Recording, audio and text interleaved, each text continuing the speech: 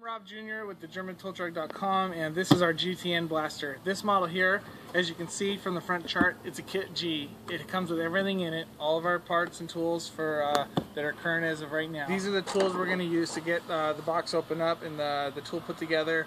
And then we got our air hose and walnut shell here. I'm going to give you a quick few-minute video, and this is going to show you how to set up the tool. And should be pretty self-explanatory, and then once you have the tool set up and you're ready to go, you won't have to do this ever again.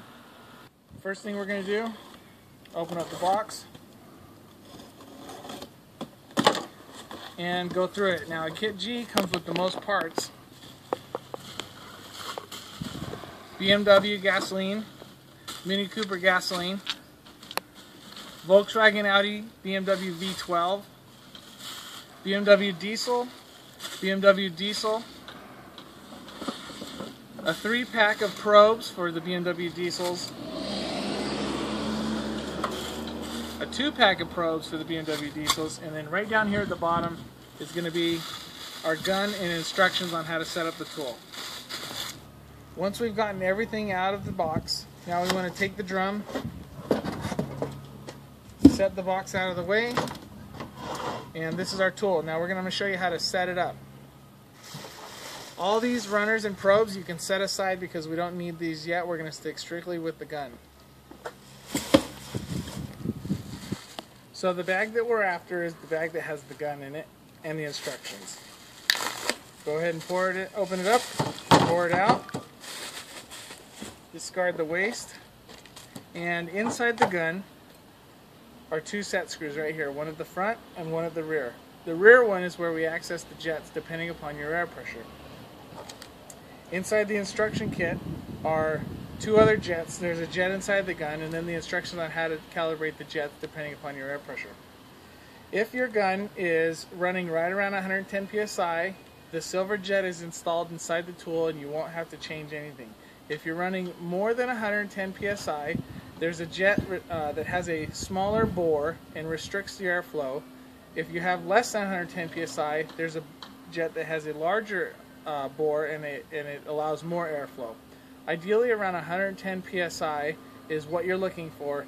In the worst case scenario, if you're putting out a full 150 plus psi, you're going to want to throw an auxiliary regulator on at the end, but I've only seen that in a handful of shops that are running that high of pressure. Most customers are right around 130 psi.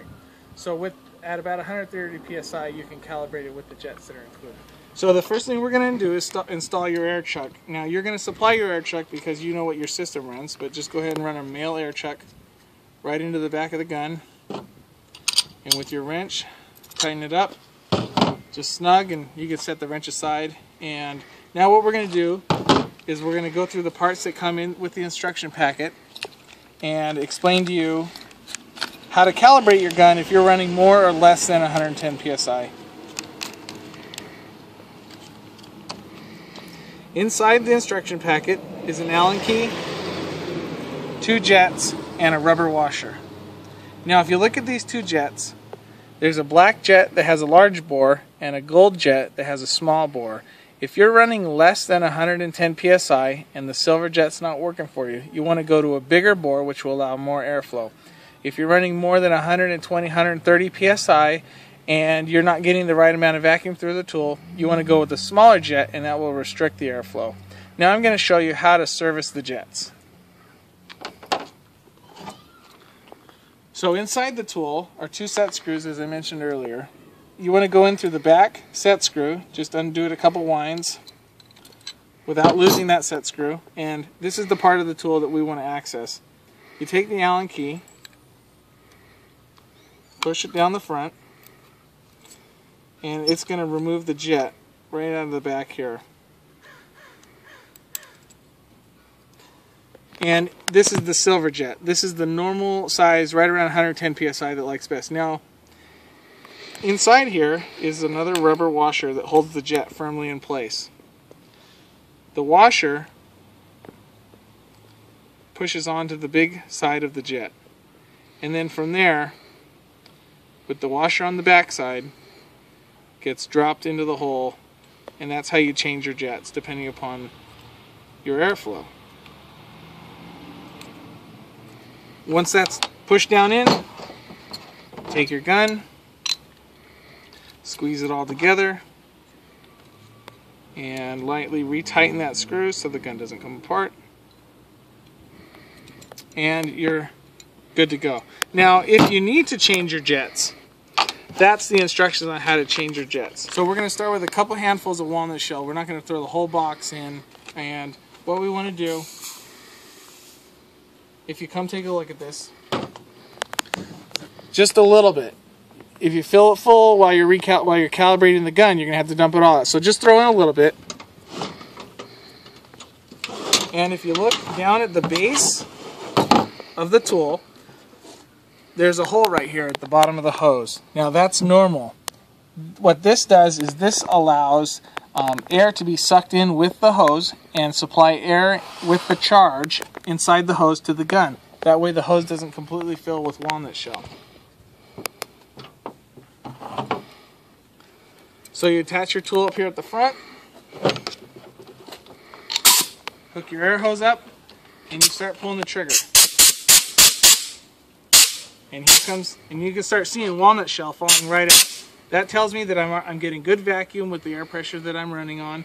And come up here to the front and look down in the drum, and you can start to see the material is sinking down the hole. And that tells you right there that you're running good vacuum and you have a good jet in the gun and you've got material that's just flying out. Now you can go to putting on your probes. Okay, with the gasoline set comes a 90-degree probe and a straight probe.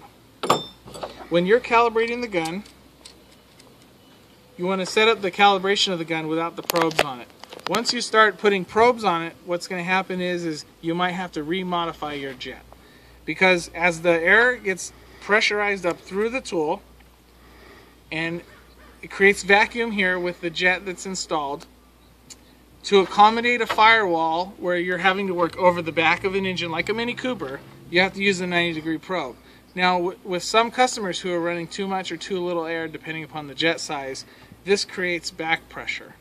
And instead of air coming up through the gun, creating a vacuum and supplying material out the tool, the back pressure that happens here, air comes up the gun and goes backwards. And when you see air coming backwards, the way that it's shown is the little jet down here on the little hole down here on the hose will eject material, or you'll see air puff out the top of the tool with material puffing up out the drum. And it just kind of disperses it around, so you'll find that no media is being shot out the gun, and you'll turn around and look and there's going to be some debris right around the tool. And what that tells you, you have back pressure here because you have air coming up, and instead of being able to make the bend to accommodate working over the top of the engine, air is coming up and then coming back down the hose. So what that means is go to a smaller jet, and with a smaller jet that will restrict the amount of pressure coming through the gun, and it'll create more vacuum so that with material and air pressure you can make that bend. Now once you've got the gun set up and you're blasting material and you know that the tool is set up correctly, which is a very few minute process, now you can throw all of your material into the hopper and get to town blasting those cars. If you have any other technical questions, don't hesitate to call. We'll take care of your questions as they come. And our tool comes with a 2-year warranty, so any other problems that you may run into as we expand adapters for doing Porsche or Mercedes-Benz down the road because they have their car line problems, or into the domestic cars, don't hesitate to call, and we look forward to serving you more in the future.